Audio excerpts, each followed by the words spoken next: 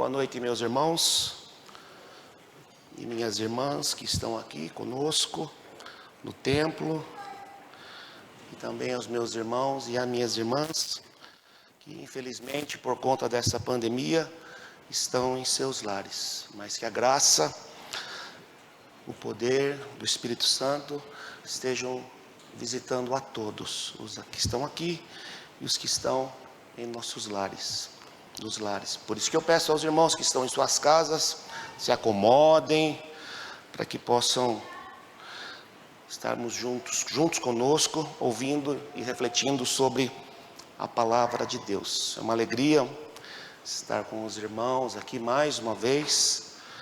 O Wellington já nem me apresenta mais, né, Wellington? Mas é uma alegria estar com vocês, compartilhando a palavra de Deus. Sei que no ministério do presbítero não é assim algo tão profundo, tão denso a exposição da palavra, são outros os ministérios que o presbítero exerce, mas é importante sim, como presbiterianos, que o presbítero pregue, porque ele olha a igreja, ele percebe, ele sente, ele entende os problemas, e de certa medida aquilo que o Espírito Santo vai falando ao seu coração, produz mensagens. Então, vez por outra, é salutar e saudável que os presbíteros também preguem. Mas sabemos que o ministério da palavra em nossa denominação foi dado aos pastores, que se dedicam integralmente a esse labor. O tema geral da série é Eu, discípulo, completamente irreligioso, mas radicalmente cristão. Percebemos no Brasil principalmente, um país maciçamente, majoritariamente cristão, e a cada dia mais evangélico. O crescimento evangélico, a proporção de evangélicos no nosso país aumenta significativamente, mas o paradoxo disso, ou a incoerência disso, é que nós não percebemos uma mudança em nosso país. A nossa sociedade não se torna mais justa, a nossa sociedade não se torna mais correta nos valores, nos padrões. Nós não percebemos as marcas do Evangelho de maneira nítida na expressão da vida cotidiana do povo, porque existe essa separação entre o sagrado e o profano, porque se dizem religiosos, frequentam templos, vão a cultos, mas isso não produz uma mudança significativa, real, autêntica, verdadeira em suas vidas. É apenas uma confissão vazia, que não tem reflexo no coração, uma mudança profunda. Porque conversão é isso, meus irmãos, ser discípulo de Cristo é isso, é o Espírito Santo mudando o nosso coração, transformando os nossos valores, mudando radicalmente a nossa percepção. Íamos para este lado, nos encontramos com Cristo, não temos mais prazer nessas coisas, buscamos as coisas de Deus. Por isso a temática é extremamente importante e relevante para a igreja hoje. Completamente irreligioso, mas radicalmente como? Cristão. Não é no jeito de falar somente, não é no jeito de vestir, mas no jeito de viver. Temos que ser reconhecidos como discípulos de Cristo pela forma como nós vivemos. Nos ambientes em que estamos inseridos, temos que ser reconhecidos que somos discípulos de Cristo, mesmo quando não abrimos a nossa boca. Mesmo quando não falamos nada, as nossas escolhas, a nossa postura, o nosso jeito de agir e reagir diante da vida, tem que testemunhar que nós somos discípulos de Cristo, de tal maneira que as pessoas perguntem para a gente assim: você é crente? Você fala: sou sim, sou. Já não sou mais eu quem vivo, é Cristo Jesus que vive em mim. E essa tem que ser a realidade das nossas vidas, meus irmãos. Não pela nossa indumentária, não por uma moralidade adequada ou politicamente correta, mas por uma vida que expresse os valores do reino de Deus. Se recordem que os primeiros cristãos foram chamados de cristãos não por eles mesmos, mas os de fora, vendo a maneira como eles viviam, fizeram a seguinte constatação: esses do caminho, eles vivem como aquele que eles pregam, o Nazareno. Eles vivem como Cristo, eles são cristãos. Não foi uma placa que a igreja de Antioquia colocou na frente do seu templo, que nem havia templo, mas foi a forma como eles viviam. E o desafio dessa série é essa: que nós possamos refletir sobre os nossos valores, sobre o nosso modo de viver, como agimos e interagimos, e se de fato, como o El tem enfatizado muito, reverendo Wellington, para mim é o El, então por favor, peço licença aqui poética para falar assim, como o El tem nos ensinado sobre a cosmovisão, essa percepção diferente de ver o mundo. Por quê? Porque o Espírito Santo transformou o nosso coração no novo nascimento. Somos novas criaturas. A frequência da nossa vida não é mais a da cultura secular, mas é ditada pela palavra de Deus. Dito tudo isso, o tema da minha fala hoje é mantendo o diálogo em dia, comunhão com Deus, vida de oração. E fui desafiado pelo Wellington a expor o texto de João capítulo 14. Quero ler os 14 primeiros versículos e me valerei de alguns versículos para a minha exposição nesta noite. João capítulo 14, versículos de 1 a 14. Os irmãos me perdoem, eu não vou projetar, porque em casa, só uma digressão, o ministério é realmente familiar. É um ministério compartilhado. Explico para vocês. Eu preparo a mensagem. Laena Tia, com minha filhinha, faz a correção ortográfica. Eu não sei o que é pior, enfrentar a Laena ou enfrentar os irmãos. Não sei, confesso, é difícil.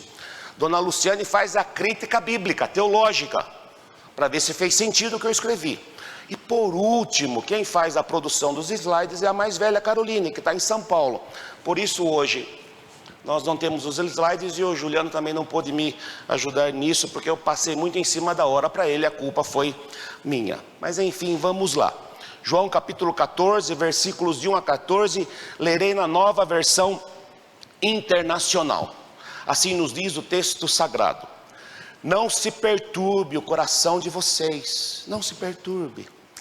Creiam em Deus, creiam também em mim. Na casa de meu pai há muitos aposentos. Se não fosse assim, eu lhes teria dito: vou preparar-lhes lugar. E se eu for e lhes preparar lugar, voltarei e os levarei para mim, para que vocês estejam onde eu estiver. Vocês conhecem o caminho para onde eu vou. Refrescando um pouco a memória de vocês, esse texto está inserido numa das porções mais ricas, mais belas, mais significativas, mais cheias de ensino que o Evangelho de João nos narra. Mateus, Marcos e Lucas não narram essas passagens. Esses eventos acontecem na quinta-feira, véspera da morte do Senhor Jesus. Ele está no cenáculo com os seus discípulos, os preparando para todos aqueles eventos que aconteceriam. É um momento de muita intimidade, é um momento de muitas emoções. É a última noite que os discípulos estarão com o seu mestre. Os 3 anos juntos se cessariam, o tempo estava acabando, e Jesus precisava passar para eles os últimos ensinamentos. João 13 começa com aquele evento lindo do Senhor Jesus lavando os pés dos discípulos, e essa porção do João 13, 14, 15, 16, 17 termina com a oração sacerdotal. Então é nesse ambiente que o texto que nós estamos lendo, ele acontece, nas conversas de Jesus no cenáculo com os seus. Disse-lhe Tomé: vocês conhecem o caminho para onde eu vou? Jesus já preparando os seus para aquilo que aconteceria com ele. Disse-lhe Tomé: Senhor, não sabemos para onde vais, como então poderemos saber o caminho? Respondeu-lhe Jesus: eu sou o caminho, a verdade e a vida. Ninguém vem ao Pai a não ser por mim. Se vocês realmente me conhecessem, conheceriam tanto o meu Pai, já agora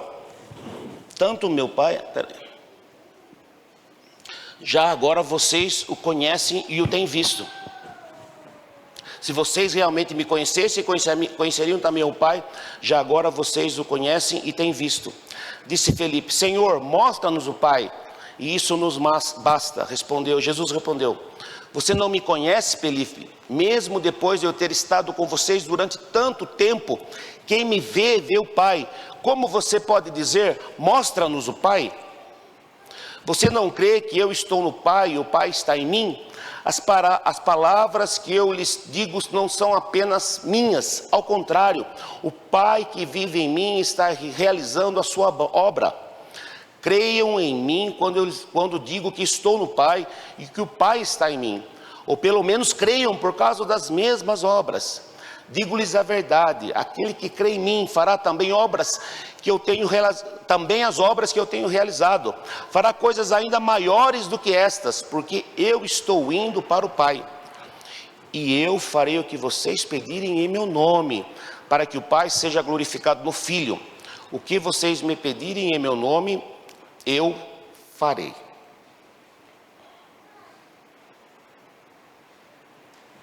Está meio lento o meu computador aqui, irmãos. Mas a gente vai assim mesmo. Vamos orar? Ó Deus, em nome de Jesus, abençoa-nos nesta hora tão rica de cultos, Senhor.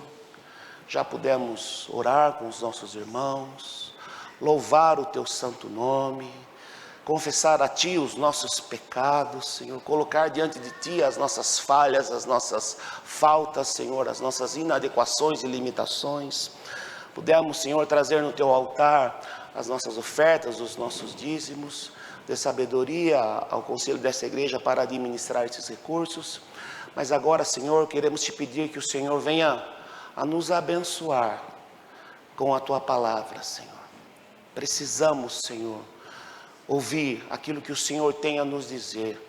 Precisamos da Tua instrução, da Tua palavra, da Tua bênção, da Tua direção.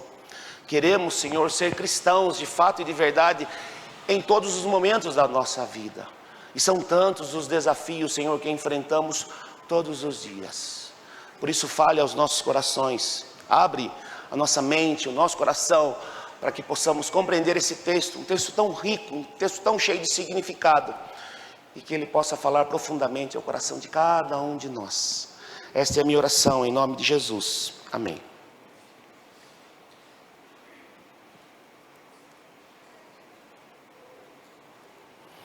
Meus irmãos, quais foram os meios dados pelo Senhor para que os seus discípulos cresçam na graça e no conhecimento de Cristo Jesus?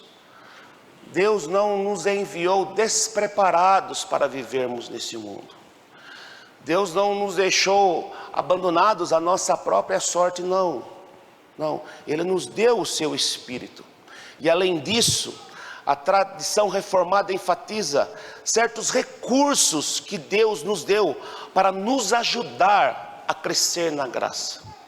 Deus nos deu meios para isso. E esses meios são denominados meios de graça, porque Deus realmente opera por meio deles para nos santificar. Os meios de graça são isso, meios para nos santificar, para nos levar à maturidade espiritual. Maturidade espiritual. Por meio deles aprendemos a obedecer a Deus, a viver pela fé e a nos arrependermos dos nossos pecados. Então esses meios de graça nos ajudam a obedecer a Deus, a viver pela fé, a compreender as nossas fragilidades e se arrepender dos pecados. Nos ensina John Frame. E esses meios são a palavra, a comunhão e a oração. Os verdadeiros discípulos de Cristo, meus irmãos, mantêm um relacionamento de amor com o Senhor. Um relacionamento de amor. Eu sei que o reverendo Antônio Carlos Costa tem sido muito polêmico esses tempos, há muito tempo nas redes sociais, pelo seu engajamento político. Mas tempos atrás o reverendo Antônio postou uma frase muito legal, e ele dizia assim: por que eu oro? Ele estava caminhando na praia, e ele disse assim: eu oro porque eu amo o Senhor. Eu oro porque eu tenho saudade de estar na presença do meu Deus. Eu oro porque o Senhor me conhece. Eu oro porque eu preciso ouvir aquilo que o Senhor tem para a minha vida. Eu preciso estar na presença de Deus, por isso eu oro. Eu oro porque eu tenho saudade do meu Senhor. Notem que em nenhum momento existe o elemento da petição.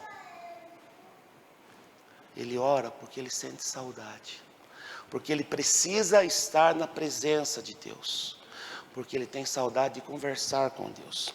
Então os verdadeiros discípulos de Cristo mantêm um relacionamento de amor com o Senhor. É um diálogo constante e não um monólogo, através da prática da oração. A maturidade de um discípulo de Cristo é verificada, meus irmãos, através da sua vida de oração.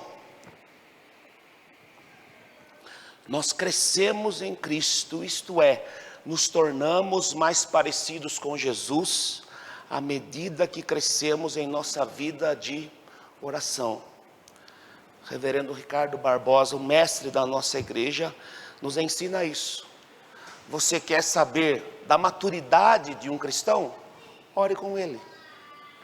E ao você ver ele orando, você perceberá qual é a sua maturidade, qual é a sua intimidade com o Senhor. Então, à medida que crescemos em nossa vida de oração, nos tornamos mais parecidos com Cristo.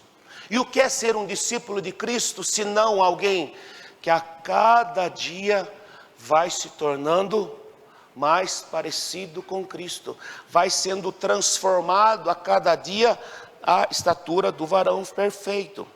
Por isso que Jesus afirma: eu sou o caminho, eu sou a verdade e eu sou a vida.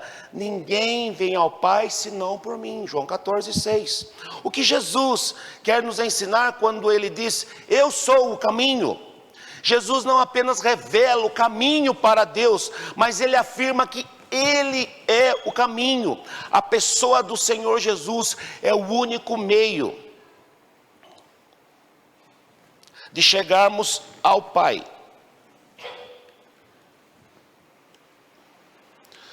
Ora, Jesus é o caminho de duas formas, para nós entendermos bem isso, essa afirmação dele, que ele é o caminho. Jesus é o caminho de Deus para o homem. Todas as bênçãos divinas descem do Pai por meio do Filho. A forma como Deus hoje nos encontra, Ele nos encontra por meio do seu Filho. Olha as palavras de Cristo em Mateus 11, capítulo 27. Tudo me foi entregue por meu Pai. Ninguém conhece o Filho senão o Pai, e ninguém conhece o Pai senão o Filho, e aquele a quem o Filho quiser revelar. Aquele a quem o Filho quiser revelar. Então, ele é o caminho de Deus na direção do homem. Mas também, Jesus, ele é o caminho do homem na direção de Deus, nos dois sentidos. Olha o que diz o texto belíssimo de Hebreus 10, 20. Pelo novo e vivo caminho que ele nos consagrou pelo véu, isto é, pela sua carne. Então é através de Cristo Jesus que nós temos acesso a Deus Pai. Então a nossa vida de oração, o nosso relacionamento com Deus, a nossa comunhão com Deus se dá tão somente através de Jesus Cristo. O nosso relacionamento com Deus se dá através da oração. E é muito bom que Deus tenha prazer nesse diálogo. Não é somente nós que temos prazer em estar na presença dEle em oração. Deus se alegra quando nós, no altar da oração, nos derramamos na sua presença. Portanto, meus irmãos, orar é desenvolver um relacionamento de amizade com Deus. Orar é desenvolver um relacionamento de amizade com Deus. É desfrutar da intimidade do Senhor. Nós nos achegamos à santa presença de Deus em Cristo Jesus, não como pessoas mais estranhas. É o texto de Isaías, maravilhoso, né? O Senhor nos chama pelo nosso nome. Eu fico num contentamento, irmãos, quando eu penso nesse texto, quando Deus eterno fala assim, Sebastião, um nome tão bonito, né? Você imagine, da boca do eterno, falando assim, Sebastião, eu falo, estou aqui, Jesus querido. E aguardando aquele dia, meus irmãos, aquele dia final, quando o Senhor fala, Sebastião, olha que coisa linda, né? Vem remido de meu Pai. Essa é a esperança do cristão, mas que se dá nessa vida de oração, nesse relacionamento de amizade com Deus, de intimidade com Deus. Lembro do Salmo 25, versículo 14, a intimidade do Senhor é para os que o temem, aos quais Ele dará a conhecer a sua aliança. Então, a intimidade do Senhor é para quem? Para aqueles que são dele, para aqueles que o temem, os quais Ele dará a conhecer a sua aliança. Eu gostaria de destacar alguns pontos do texto que lemos de João 14 para nossa reflexão nessa noite. Estou na introdução ainda, viu, Wellington? Para o pessoal não reclamar, 22 minutos de introdução, então não reclamem do pastor, irmãos, e presbítero também aqui, mais de 20 minutos de introdução.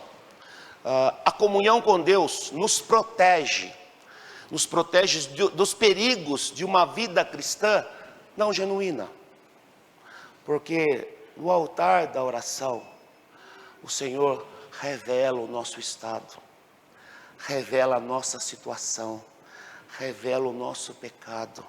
Então a comunhão com Deus nos protege do perigo de uma vida falsa, de uma vida hipócrita, de uma vida desconectada com o Senhor, de uma vida não genuína. O Senhor conhece, isso é muito importante, meus irmãos. A gente não precisa fazer média para Deus. Deus sabe das nossas fragilidades, Deus sabe dos nossos temores, Deus sabe naquilo que está no mais profundo do nosso coração. Ele nos conhece, Ele nos conhece. Então, o Senhor conhece a nossa fragilidade, principalmente, né, meus irmãos, nesse tempo, que nós sabemos que é o tempo da espera, e para nós de maneira real, né? A pandemia está revelando-se para nós um tempo de espera. E Ele, nesse tempo da espera, Ele revela a nós, se revela a nós em amor. Ele se revela para nós em amor. Então, por isso, no versículo 1, não se perturbe o coração de vocês. Meus irmãos, assim como aqueles homens que tinham caminhado 3 anos com Cristo, eles estavam com medo, eles estavam com o coração deles cheio de temor, cheio de preocupações, eles não sabiam o que aconteceria, mas o Senhor diz para eles assim, não fiquem com o coração de vocês perturbados. Por quê? Creiam em Deus e creiam também em mim. Creiam em Deus e creiam também em mim. Jesus estava preparando, meus irmãos, os seus discípulos para a sua morte. Como eu disse, as conversas no cenáculo, na véspera do seu martírio, crucificação e morte. E as consequências disso na vida deles, pois sabia da fragilidade deles e sabe da nossa fragilidade, e quanto eles precisavam de consolo e como eles precisavam de segurança. Como aqueles discípulos precisavam disso, precisavam de consolo e segurança. Da mesma forma Ele está fazendo isso conosco, comigo e com você, fortalecendo a nossa fé para os desafios do discipulado. Essa é a ideia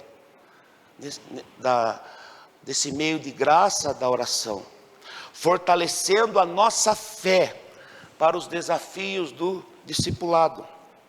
Conversávamos esses dias, não lembro, sobre a questão de que nós temos muita liberdade como igreja no Brasil para expressarmos a nossa fé.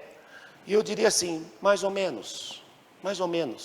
Aparentemente temos liberdade, mas como discípulos de Cristo, vivendo num mundo que está posto no maligno, nós somos testados todos os dias. Se a vida de um discípulo de Cristo está muito numa boa, ele tem que refletir os seus valores. Por quê? Porque são muitos os desafios que nós temos enquanto discípulos de Cristo. O desafio do testemunho, de uma vida reta, de expressarmos com a nossa vida aquilo que nós cremos, aquilo que Spurgeon afirmava, que nós somos Bíblias vivas abertas para a geração daqueles que não conhecem. Caio mandou um post para mim, de uma geração, hoje nós vivemos numa geração onde as pessoas confessam crença nenhuma em Deus. Nós vivemos numa geração de pessoas que desconhecem os princípios cristãos, e somos chamados para viver nesse contexto.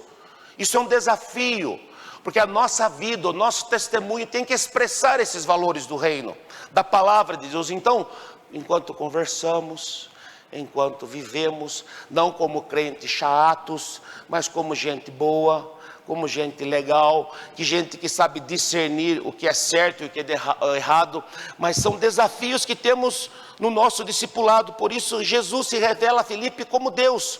Você não crê que eu estou no Pai e que o Pai está em mim? As palavras que eu lhe digo não são apenas minhas, ao contrário, o Pai que vive em mim está realizando a sua obra. Versículo 10. O Filho de Deus revela o amor do Pai através do sacrifício na cruz do Calvário. Aquilo que os discípulos ainda não tinham entendido direito e estavam com medo. Então Jesus revela a Filipe o quê? Crê em mim, porque o Pai e eu somos um. Ele já está dando sinais da gloriosa doutrina da Trindade. O Pai, o Filho e o Espírito Santo. Um pouquinho mais para frente, em 14, o Senhor vai falar da vinda do Espírito Santo. A ausência, meus irmãos, da prática da oração na vida do crente produz. E aqui a temática da nossa fala, desse nosso diálogo em dia, de estarmos em conexão, em comunhão. O que a ausência da prática da oração na vida do crente produz? Quais são as consequências de uma fragilidade na nossa prática da vida de oração? Separei 2 pontos apenas. Primeiro, imaturidade espiritual. Se a vida de oração produz maturidade espiritual, nos tornamos mais parecidos com Cristo, mais fortalecidos em nossa fé, temos mais amor às coisas de Deus, à vida comunitária, à vida da palavra, à pregação do Evangelho. O contrário é verdadeiro.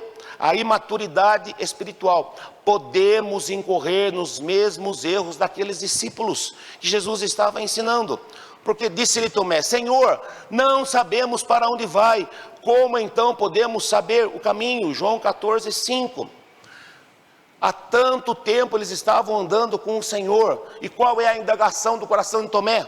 Senhor, não sabemos para onde vai, como podemos saber o caminho? E de repente, quando nos afastamos de Deus, quando nos afastamos da vida de oração, podemos incorrer nesse mesmo erro e perguntar: Senhor, para onde iremos nós? Para onde o Senhor vai? Então como poderemos saber o caminho?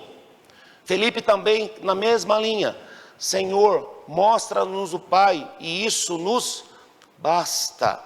Os discípulos manifestaram uma profunda imaturidade, há tanto tempo andando com o Senhor Jesus, e eles não tinham entendido a missão de Cristo, que era a cruz, era a sua morte, crucificação, ressurreição e ascensão. Eles não entendiam isso, e é o perigo de nós nos distanciarmos de Deus e vivermos uma vida espiritual imatura. pensando somente nas realidades do aqui e agora, tendo Deus como um Papai Noel da nossa fé, onde nós chegamos a Ele para pedirmos coisas. E é um alerta do apóstolo Paulo: se a nossa esperança em Cristo se resume apenas a esta vida, qual é o juízo que o apóstolo Paulo fala sobre nós? Somos os mais miseráveis de todos os homens. Esse é o perigo de vivermos uma vida imatura, de não crescermos no conhecimento de Cristo Jesus, de não conhecermos o nosso Senhor, de não conhecermos o nosso Senhor. A experiência de Jó: antes, mas agora eu conheço o Senhor. Segundo perigo de uma vida de oração fraca: fragilidade na fé, imaturidade espiritual e fragilidade na fé. Os discípulos estavam com medo dos próximos acontecimentos. Jesus iria ser crucificado no outro dia, pois essa conversa se dá, como eu disse, já na véspera da sua morte. O mesmo pode acontecer conosco quando falhamos na oração. Nosso coração é tomado pelo medo e pela incredulidade. Pelo medo e pela incredulidade. Fragilidade da nossa fé. Fragilidade na fé. Semana passada o Wellington pregando, nos alertando dos perigos, né? E ficou no meu coração a expressão que ele usou: quando nós falhamos no altar, o que acontece? Vocês se recordam? Quando falhamos no altar da oração, no altar da prática das disciplinas espirituais, falhamos na vida, porque não temos ferramentas, não temos força, não temos estrutura para as muitas tentações da cidade dos homens. Por isso, fragilidade na fé, porque não conseguimos enfrentar as muitas tentações do nosso tempo, por conta da fragilidade da nossa fé. Porque não proclamamos o Senhor Jesus e o seu Evangelho no nosso trabalho, na nossa vizinhança, enfim, nos lugares em que vivemos, por conta da fragilidade da nossa fé. Me recordo, irmãos, uma vez, testemunho. Estava no ambiente e um irmão conhecido meu falou para mim assim: não conta para o pessoal que eu sou crente. Eu falei: ué, por que não? Ele falou: porque o meu testemunho aqui é péssimo, eu tenho vergonha de falar que eu sou crente. Um irmão meu, graças a Deus, o Senhor o restaurou, transformou a sua vida, hoje é um oficial servindo a Jesus com alegria, mas naquele momento da sua vida, essa foi a sua preocupação. Ele vivia uma vida, a fragilidade da sua fé produzia uma vida tão aquém dos padrões mínimos de um discípulo de Cristo, que ele tinha vergonha de falar que ele era um discípulo de Cristo, que ele era um cristão. Então, versículo 11: creio em mim quando digo que estou no Pai, que o Pai está em mim, ou pelo menos creiam por causa das mesmas obras. Jesus acalma o coração dos discípulos com a bendita promessa. Qual é a promessa? Creio em mim quando eu digo que eu estou no Pai, que o Pai está em mim, ou pelo menos creiam por causa das obras, das mesmas obras. Mas olha o versículo 2 e 3 que lemos, essa promessa: na casa de meu Pai, na Ara, né, há muitas moradas. O texto que eu li: há muitos aposentos. Se não fosse assim, eu lhes teria dito, vou preparar-lhes lugar. E se eu for e lhes preparar lugar, voltarei e os levarei para mim, para que vocês estejam onde eu estiver. Então, meus irmãos, nesse tempo difícil, os discípulos viveram naquele tempo dificílimo, os irmãos do passado viveram em tempos difíceis, nós vivemos em tempos difíceis, mas quando nós, na nossa vida de oração, nos aproximamos do Senhor, nós somos fortalecidos por Ele mesmo, porque Ele nos ensina que a vida é passageira, que a vida é breve. E qual é o consolo que Ele nos dá? Na casa de meu Pai há muitas moradas. Se não fosse assim, Ele seria dito: porque eu vou preparar-vos lugar. Diante das muitas provações que nós vivemos, dos muitos sofrimentos, nesse tempo de pandemia, perdendo irmãos queridos, é muito difícil para nós. É muito difícil, mas o que nos consola é quando nos colocamos na presença de Deus em oração, chorando por aqueles entes queridos que se foram, o Senhor nos conforta. Eles não se foram, eles estão comigo, assim como você estará comigo um dia. Essa palavra do Senhor Jesus que fortalece a nossa fé, fortaleceu a fé dos discípulos para os grandes desafios que eles tiveram. É a mesma palavra que deve fortalecer a nossa fé nos nossos dias como discípulos de Cristo. Na casa de meu Pai há muitas moradas. Então,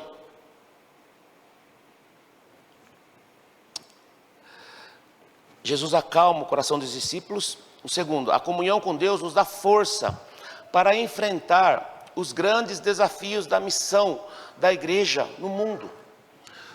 A comunhão com Deus nos dá força para enfrentarmos os desafios que temos da missão da igreja no mundo. Digo-lhes a verdade, aquele que crê em mim, versículo 12, aquele que crê em mim fará também as obras que tenho realizado. Aquele que crê em mim fará as obras que tenho realizado, fará coisas ainda maiores do que estas, porque eu estou indo para o Pai. Então, meus irmãos, a vida em comunhão com Deus nos dá força para enfrentar os grandes desafios da missão da igreja no mundo. A vida em comunhão com Deus prepara os nossos corações para crer no seu poder, isto é, fé em seu eterno poder. Fé em seu eterno poder. É através da oração que nós desenvolvemos um relacionamento de amizade com Deus, e em que Ele vai nos ensinando a confiar nele e em seu poder. A palavra de Deus vai sendo aplicada em nosso viver de tal forma que nosso amor por Ele vai se transformando em adoração e em missão. Então é isso. Na presença dEle, em oração, o Senhor Jesus vai nos ensinando, vai aplicando a sua palavra em nossas vidas, de tal forma que o seu amor vai nos transformando. O Wellington pregou domingo passado, adoração e também em missão. A vida em comunhão com Deus nos prepara para isso, nos transforma para isso, nos fortalece para isso. Nos fortalece para isso. Então, nós precisamos refletir profundamente nisso, porque às vezes a nossa fé está tão frágil, porque estamos sem força, porque estamos desanimados, porque estamos com tanto medo. Diante da pandemia, cuidado, claro, precaução, claro que temos medo, somos seres humanos, mas nos protegemos para glorificar o nosso Deus. Devemos nos cuidar para proclamar o Evangelho. Devemos nos cuidar para cuidar do nosso próximo, não de uma maneira egoísta. A fé capacita a igreja para cumprir a sua missão de proclamar o Evangelho no mundo, de fazer discípulos de todas as nações. Ao mesmo tempo que a vida em comunhão prepara os nossos corações para crer no seu poder e nos dá fé, essa fé nos capacita para cumprir sua missão de proclamar o Evangelho no mundo e fazer discípulos de todas as nações. Essa promessa de Jesus de que a igreja faria obras maiores que as dele, diz respeito à evangelização. Vocês farão obras maiores do que as minhas. Tem a ver com a evangelização. Conforme o livro de Atos, isso se cumpriria já com os apóstolos. Olha o que diz Atos 2:41. Os que aceitaram a mensagem foram batizados, e naquele dia houve um acréscimo de cerca de 3.000 pessoas. Então, a fé capacita a igreja para cumprir a sua missão. E essas obras maiores dizem respeito à obra da evangelização. Por que evangelizamos tão pouco? Por que as igrejas presbiterianas não crescem? Temos que fazer essa pergunta. Por que nós não evangelizamos? Vamos fazer um relatório para o eterno. Wellington, o Senhor nos chama para um relatório. 51 anos. Sebastião, relatório. Quantas pessoas você evangelizou? Quantas pessoas você viu sendo batizadas por conta da ação minha através da sua vida. Relatório para Deus. Vocês já imaginaram, irmãos? Nós diante do Eterno, Ele com uma agenda, fazendo um checklist da nossa vida como evangelizadores? Porque nós falhamos no altar. Nossa fé é frágil.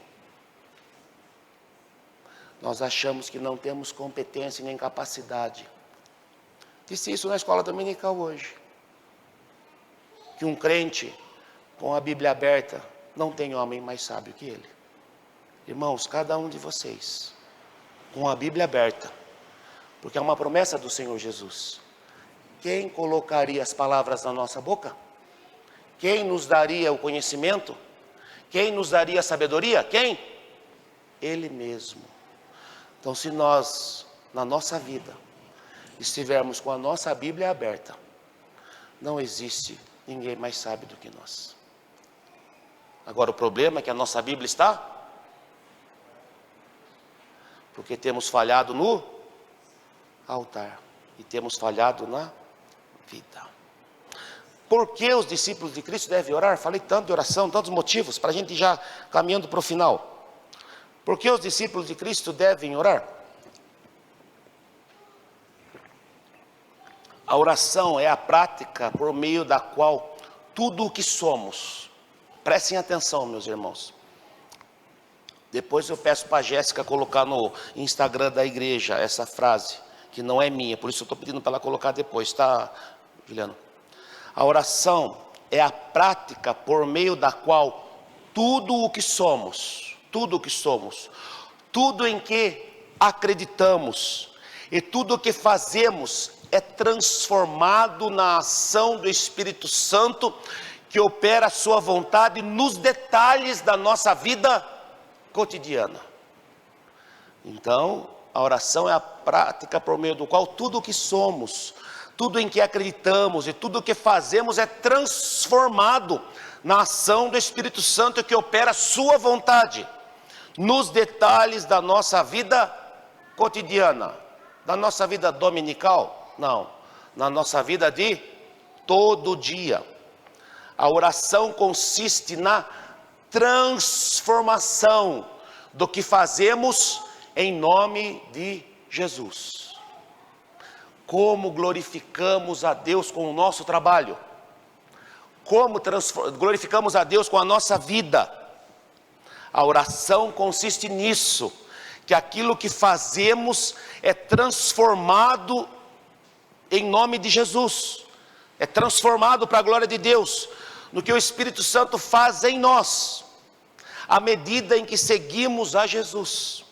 Então a oração consiste na transformação do que fazemos em nome de Jesus. As coisas que fazemos de maneira ordinária começam a fazer sentido, no que o Espírito Santo faz em nós, à medida que seguimos a Jesus. Quem disse isso foi Eugene Peterson no livro A Linguagem de Deus. Ele comenta o Evangelho de João e de Lucas. Então, meus irmãos, é isso que a oração é. Olha que definição linda. Essa prática por meio da qual tudo o que somos, tudo em que acreditamos e tudo o que fazemos é transformado na ação do Espírito Santo, que opera sua vontade nos detalhes da nossa vida. É a vontade de Deus sendo operada na nossa vida cotidiana. A oração consiste na transformação do que fazemos. Não fazemos mais banalidades, mas tudo o que fazemos glorifica a Deus, porque fazemos em nome de Jesus. E o Espírito Santo faz em nós, nos transforma, à medida que seguimos a Jesus. Então, por que nós devemos orar? 1 Tessalonicenses diz: orai sem cessar, sem muito questionamento, sem muito protocolo, sem muito preparo. Chega, dobra o joelho e faz o quê? Ora. E ora quando? Em todo tempo, ora. Mas por que Ele quer que oremos, se nada vai mudar seu plano eterno? Muitos perguntam assim. A gente vai conversar sobre isso. Por que orar, se nada vai mudar? O El usou um termo hoje na escola dominical, acho que foi isso, os ultra-calvinistas, né? os nossos irmãos que têm um entendimento limitado do poder de Deus, infelizmente, por que orar se nada muda? Como alguns acreditam. Nós oramos porque é um imperativo bíblico. Nós oramos porque é um meio de comunhão com o nosso Pai Celestial. É o meio que Deus estabeleceu na sua economia. É a forma como Ele quis que nos comunicássemos com Ele. Se você quer conversar com Deus, ore. Ore. Tranquilo. Agora uma pergunta. Se nossas orações não podem mudar nada, então por que devemos orar?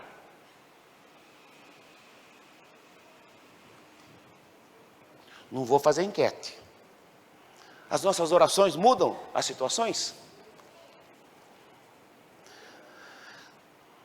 Se fosse uma igreja pentecostal, Wellington, estava um aleluia e glória a Deus, porque muda, né?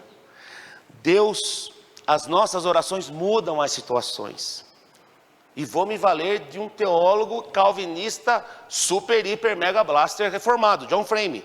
Deus ordena a oração como um modo de mudar a história. Há coisas que acontecem por causa da oração. E coisas que não acontecem porque não há oração. Olha o que John Frame diz, um teólogo respeitadíssimo. Deus ordena a oração como um modo de mudar a história. Há coisas que acontecem por causa da oração e coisas que não acontecem porque não houve oração. Então nós temos que pedir sim. Exemplo bem prático. O Senhor que trabalha aqui na esquina, na eternidade bendita, somos calvinistas, a expiação limitada alcançou esse irmão, e esse irmão vai um dia entregar sua vida a Cristo. A igreja da esquina lá, orando pela conversão do irmão. Para que igreja o irmão vai? Se a nossa igreja orando pela conversão dele, que igreja ele vem? Que igreja ele vem? Por que não desfrutarmos da alegria de vermos pessoas entregando suas vidas para Cristo? Por que não desfrutarmos dessa alegria? Quem tem a alegria de ver uma pessoa sendo batizada? Por favor, todo mundo. Todo mundo. Então, muda sim. O Senhor deixou certas coisas para a nossa economia. E John Frame diz assim, textos, vou ler textos para vocês, estou terminando aqui. Se o meu povo, que se chama pelo meu nome, se humilhar, orar, isso não é propriedade pentecostal, viu, irmãos? Isso não é. Isso é Bíblia. É para todo aquele que crê no Senhor Jesus. Então nós presbiterianos podemos ler com liberdade esse texto. Se humilhar e orar, buscar a minha face e se afastar dos seus maus caminhos, dos céus o ouvirei, perdoarei o seu pecado e curarei a sua terra. De hoje em diante os meus olhos estarão abertos e os meus ouvidos atentos a orações feitas neste lugar. É a palavra de Deus. Então, se o meu povo que se chama pelo meu nome, se humilhar, reconhecer as suas falhas, os seus pecados, os seus erros, e orar, buscar a minha face e se afastar dos maus caminhos. O que diz o texto? Dos céus eu ouvirei, perdoarei o seu pecado e curarei a terra. É o que John Frame está nos ensinando. São coisas que são mudadas pela oração. Por isso lhes digo, peçam e lhes será dado, busquem e encontrarão, batam e a porta lhes será aberta, pois todo o que pede recebe, o que busca encontra, e aquele que bate, a porta será aberta. É um princípio, é um imperativo, é uma ordem do Senhor Jesus. Vocês cobiçam coisas e não as têm, matam e invejam, mas não conseguem obter o que desejam. Vocês vivem a lutar e fazer guerras, não têm, porque não pedem. Tiago 4:2. Então, no altar de Deus, pedindo as coisas segundo a sua vontade, é claro que a oração, que Deus atende às nossas orações. Conclusão, portanto, a oração realmente funciona, é bíblico. É bíblico, podemos orar sim. Orar sim, orar pela conversão de uma pessoa. Isso não é orar segundo a vontade de Deus? Não é? Orar para que os nossos filhos estudem, se tornem profissionais e proclamem a glória do Senhor. Não podemos orar por isso? Orar para que as nossas filhas, agora uma coisa particular, que casem com homens crentes, cheios do Espírito Santo, que nos deem netos, que glorifiquem a Deus. A gente não tem que orar? Irmão do céu, ore por favor, em nome de Jesus. No entanto, obviamente, a oração não muda o plano eterno de Deus. Aspectos da economia que o Senhor reservou para as nossas orações, para a nossa intercessão. No entanto, obviamente, a oração não muda o plano eterno de Deus. E aqui John Frame vai nos ensinar novamente. Mas dentro desse plano eterno, há muitos planos para os meios e fins. Deus ordena que as colheitas cresçam, mas não sem água e sol. Ele ordena que as pessoas sejam salvas, mas ordinariamente não sem o ensino da palavra. O que eu disse. As pessoas não serão salvas? Serão, mas é tarefa nossa enquanto igreja fazer o quê? Proclamar o Evangelho e fazer discípulos, e evangelizar, é o tema. Discípulo faz discípulo, então o quê? Ele ordena que as pessoas sejam salvas, é do ordenamento do Senhor, mas ordinariamente, mas sem o ensino da palavra, mas não sem o ensino da palavra. Ele ordena que tenhamos tudo de que realmente precisamos, mas não sem oração. Mas não sem oração. O Senhor tem bênçãos para nós, mas Ele quer que a gente faça o quê? O que Ele quer que a gente faça? Peça em oração. O plano eterno de Deus determinou que muitas coisas sejam alcançadas pela oração, e que muitas coisas não sejam alcançadas sem oração.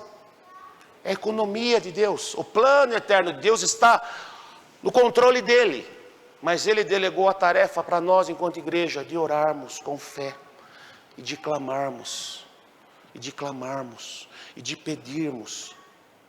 pedirmos com fé, crendo.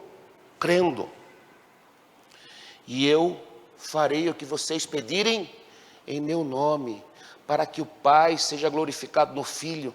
O que vocês pedirem em meu nome, eu farei. O que vocês pedirem em meu nome, eu farei, porque nós pedimos no altar da oração, na presença do Senhor, aquilo que agrada o coração de Deus. Quando oramos pela santificação dos nossos irmãos, quando oramos pelo crescimento da igreja, temos orado esses dias pela cura dos nossos irmãos, de muitos que estão doentes. Temos orado por aqueles que estão desempregados. Temos orado para que Deus dê sabedoria aos que nos governam. Meus irmãos, na economia divina, o que está errado nisso? Nada. Isso é tarefa nossa enquanto discípulos de Cristo. Orar. Finalizando já. O que eu vou levar para o meu coração? O que eu vou levar para o meu coração? A oração, como aprendemos, é um meio de graça e a maneira de nos relacionarmos com Deus e de nos tornarmos discípulos maduros. Eu sei em quem eu tenho crido. Eu sei em quem eu tenho crido. Eu sei. Existem muitas filosofias dos nossos dias, uma contracultura, uma cultura, mas eu sei em quem eu tenho crido. A palavra de Deus habita no meu coração. Deus fala aos seus de maneira particular e fala aos seus de maneira comunitária. Somos parecidos com Cristo. Que a nossa vida de oração, tanto individual, no secreto do quarto, como comunitária agora, seja intensa e verdadeira. Então que a vida de oração, que a nossa vida de oração, tanto individual como comunitária, seja intensa e verdadeira. Verdadeira em, o Wellington pregou domingo, adoração, em gratidão, adoração, bendirei ao Senhor em todo tempo, gratidão, confissão de pecados e intercessão. E esse elemento da intercessão, na economia de Deus, é que existem coisas que nós temos que orar para acontecer. Foi Deus que estabeleceu assim. Presbítero, me explica isso. O reverendo explica depois. Mas é da economia de Deus. Irmãos, a minha oração a Deus é que nós tenhamos uma rica vida de oração. Os discípulos de Cristo, ao checarmos como está o nosso diálogo, se está em dia, terminando essa mensagem, como está o nosso diálogo com Deus? Como está a nossa prosa com o Eterno? Como diz os mineiros, como está a nossa prosa? Como está a nossa vida de oração? A palavra de alerta do domingo passado, eu vou deixar para os irmãos. Se falhamos no altar, falhamos na vida. Se estamos fracassando em nossa vida espiritual, é porque antes estamos fracassando na nossa vida no altar. Deus muito os abençoe.